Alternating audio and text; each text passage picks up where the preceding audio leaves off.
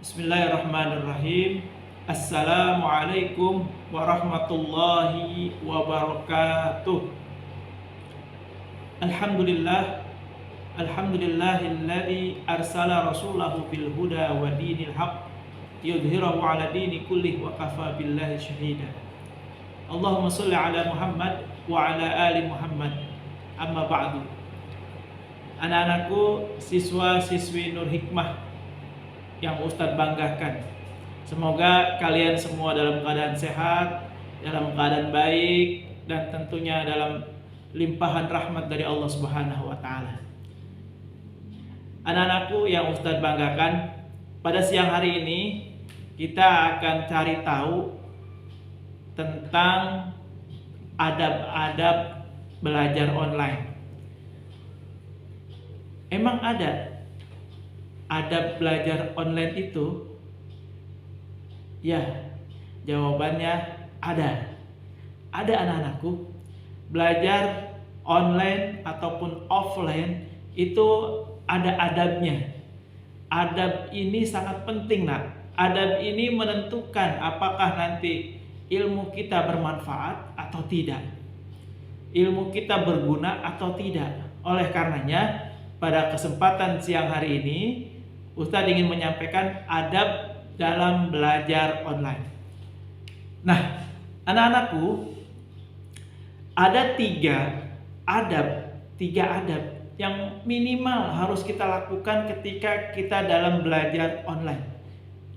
Yang pertama, harus dalam keadaan suci atau berwudu. Yang kedua, upayakan ketika belajar harus dalam posisi yang siap, ready, ya, siap. Yang ketiga, yang terakhir, harus fokus kepada ustadz dan ustadzah, kepada guru yang sedang menjelaskan. Itu minimal 3 adabnya ini. Nah, kita akan lebih jauh lagi, apa saja sih yang diharuskan ketika di awal-awal belajar online itu. Yang pertama, harus berwudu. Nah, pertanyaannya, Ustadz, kenapa harus berwudu? Kenapa nggak mandi gitu misalnya? Tapi harus berwudu. Nah, kalau ditanya alasannya kenapa, Ustadz paling tidak punya 5 alasan kenapa kita harus berwudu. Yang pertama, wudu ini akan menjadi sebab Allah memudahkan kita ketika kita belajar. Ya, yang kedua, berwudu ini adalah perbuatan yang sangat disukai oleh malaikat. Sehingga malaikat itu akan selalu mendoakan orang-orang yang berwudu, orang-orang yang suci. Mau tidak didoakan oleh malaikat? Kalau mau, ayo kita berwudu. Ustadz, ini waktu sholat kan masih jauh. Tidak. Berwudu itu tidak harus menunggu waktu sholat. Kalau berwudu waktu menjelang sholat itu adalah sebuah keharusan. Karena memang satu di antara syarat sholat adalah harus dalam kondisi suci. Ya. Yang ketiga, kenapa harus berwudu? Karena wudu itu menjadi sebab dosa-dosa kita diampuni. Yang keempat, kenapa kita harus berwudu?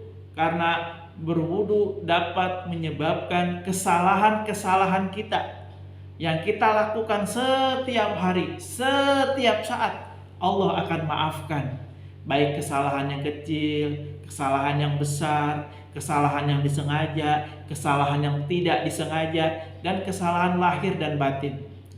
Dengan kita sering berwudu, maka Allah akan memaafkan kesalahan-kesalahan itu. Yang terakhir, yang kelima adalah mengapa kita harus berwudu?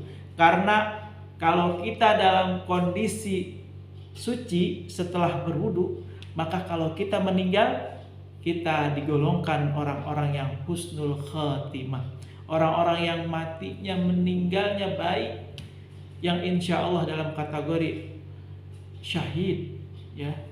Itu jadi kenapa kita harus berwudu? Ada 5 alasannya. Agar Allah memudahkan ketika belajar, karena berwudu adalah perbuatan yang disukai oleh malaikat. Yang ketiga, agar dosa-dosa kita diampuni. Yang keempat, agar Allah memaafkan kesalahan-kesalahan kita. Yang kelima, kalau kita meninggal dalam keadaan suci, insya Allah meninggal dalam keadaan husnul khatimah. Itu ya, yang pertama. Yang kedua, adab yang kedua, dalam posisi siap. Siap apa Ustadz? Yang pertama, dalam posisi kamera harus on, kamera harus hidup. Itu menunjukkan kita siap buat belajar. Kalau handphone sudah nyala, Zoom sudah hidup, tapi kamera masih belum muncul gambar mukanya, berarti itu belum siap. Yang kedua, memakai pakaian yang rapi sesuai seragam. Itu pun sama, mengidentifikasi, menunjukkan dirinya siap buat belajar. Ya, pakaiannya rapi dan berseragam. Yang ketiga, menyiapkan buku dan perlengkapan belajar serta media-media belajar yang dibutuhkan.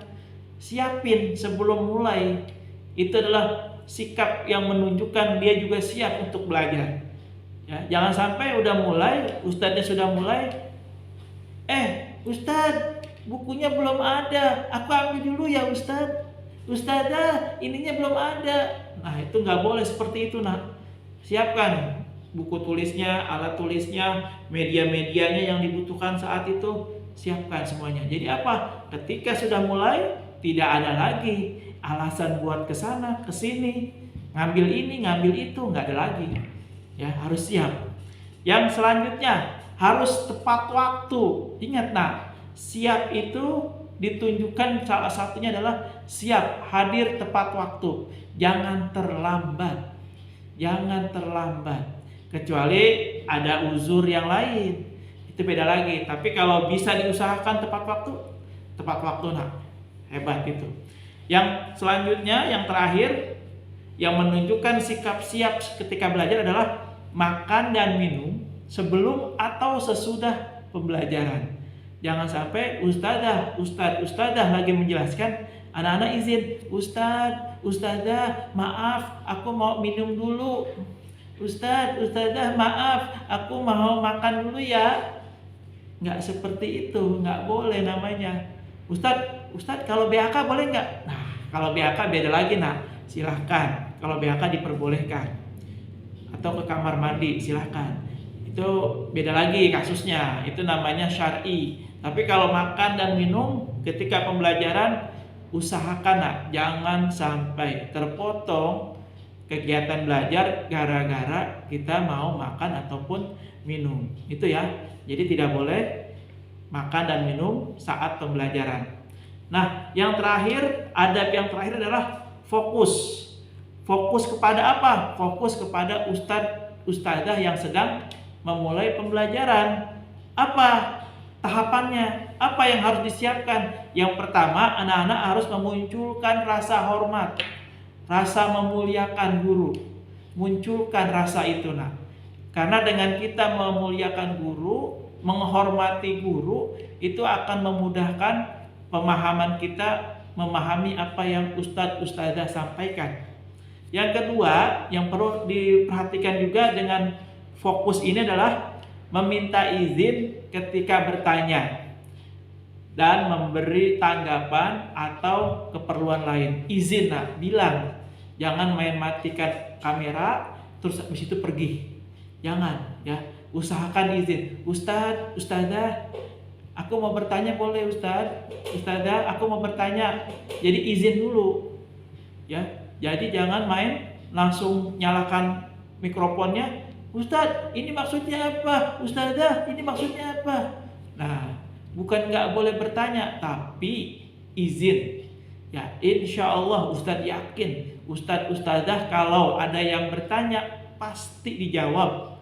Ya, nggak mungkin dicuekin, nggak mungkin dibiarkan. Ya, jadi anak-anakku usahakan ketika mau bertanya izin, ketika mau memberi tanggapan izin, ketika ada keperluan lain juga harus izin, tidak boleh semaunya. Ya, nah yang selanjutnya adalah tidak bermain, tidak bercanda, dan memotong pembicaraan ustadz dan ustadzah. Ya, salah satu kondisi di mana anak-anak siap buat fokus kepada guru adalah tidak sambil bermain, tidak sambil bercanda, atau memotong pembicaraan ustadz dan ustadzah. Yang kelima, bentuk dari ekspresi siap terhadap pelajaran adalah mengikuti setiap instruksi atau perintah ustadz dan ustadzah. Jadi ustadz dan ustadzah itu suka menyampaikan begini, nah ayo mari semuanya kameranya dinyalakan. Nah itu kalau ustadz sudah sampaikan seperti itu, anak-anakku langsung tuh nyalakan kameranya, on, ya, siap. Anak-anakku siapkan bukunya, halaman sekian, halaman 50, ayo dibuka bukunya. Nah, jadi instruksi-instruksi itu harus diikuti, jangan diam saja. Nanti kalau diam saja itu tandanya belum fokus kepada ustadz dan ustadzah yang mengajar. Yang terakhir, yang ini sangat ustadz tekankan juga adalah bertanya saat merasa kesulitan.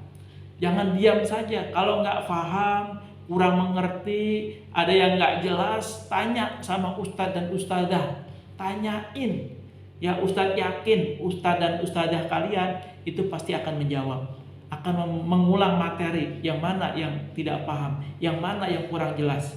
Nah, jadi jangan sampai berlalu pelajaran, berlalu pembelajaran, anak-anak ada yang kurang paham, anak-anak ada yang nggak mengerti.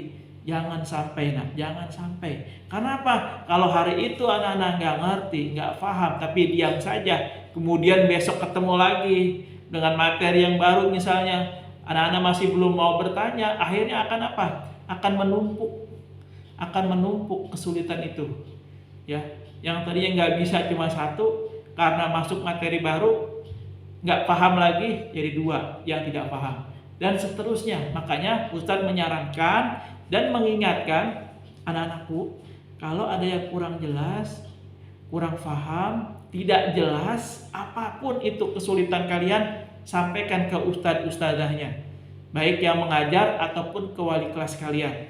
Itu ya nak. Jadi jangan diam saja. Ustadz mohon, yuk kita bekerja sama ya. Ustadz menyampaikan, kalian memberikan respon, kalian menanggapi, itu bentuk apa? Interaksi yang bagus, yang baik antara ustadz dan ustadzah dengan siswa dan siswinya. Itu ya nak. Jadi ingat, ada berapa? Ada belajar online? Ada 3 ya. Ingat-ingat ya. Yang pertama harus dalam keadaan suci atau berwudu.